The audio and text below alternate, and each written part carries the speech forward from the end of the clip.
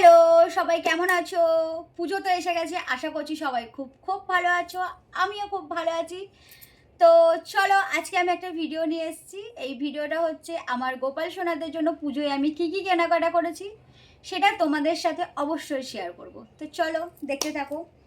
প্রথমেই এই যে একটা ঢাকা, এটা কি বলে, জামদানি কাপড়, তাই তো? তো এটা কিনেছি, এটা একটা দিন পরবে। এটা যত সময় আমি ষষ্ঠীর দিন পড়াবো, তো যখন যখন আমি পড়াবো তোমাদের সাথে ফটো ভিডিও অবশ্যই শেয়ার করব। তারপরে চলে আসি সপ্তমীর জন্য। সপ্তমীর দিন আমি আমার গোপাল সোনাকে চেষ্টা করবো এটা পরানোর, দেখা যাক কবে কোনটা পরানো যায়। তবে এই একটা ড্রেসগুলো কেমন হচ্ছে তোমরা কিন্তু কমেন্টে জানাবে। তারপরে আসছে এই আরেকটা ড্রেস।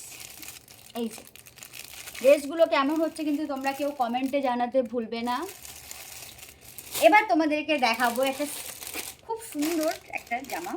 এই যে ঝিঙ্কো রাখো যতটা সম্ভব, এটা আমি অষ্টমীর দিনই পরাবো, কারণ অষ্টমীর দিনটা একটু স্পেশাল, তো ওই দিন একটু সুন্দর সুন্দর পরতে হয়। তো এটা আমি অষ্টমীর দিন পরাবো।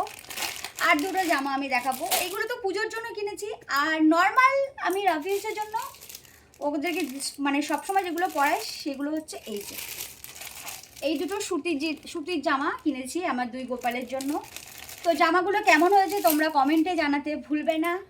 আর তোমাদের জানি পুজোর কেনাকাটা সবার কমপ্লিট, আমারও মোটামুটি কমপ্লিট হয়ে গেছে। আমার ভিডিওগুলো আমি তোমাদেরকে ছবি ভিডিও সমেত দেখাবো, এখন না, পরে পরে দেখাবো পুজোর সময়। তো ভিডিওটা কেমন লাগলো কমেন্টে জানাবে। ও আমার গন্নু দাদার কতগুলো আছে সেগুলো তোমাকে দেখা। গন্নু দাদার জন্য কিছু কিনেছি, সেটা হচ্ছে গন্নু দাদার জন্য অত জামা কিনিনি। এটা হচ্ছে গন্নু দাদার একটা ঘাগরা, কেমন হয়েছে জানাবে। আর একটা কিনেছি গন্নু দাদার জন্য, এটা খুব সুন্দর। এই একটা, এটাও ঘাগরা, কেমন হয়েছে তোমরা কিন্তু কমেন্টে সবাই জানাবে।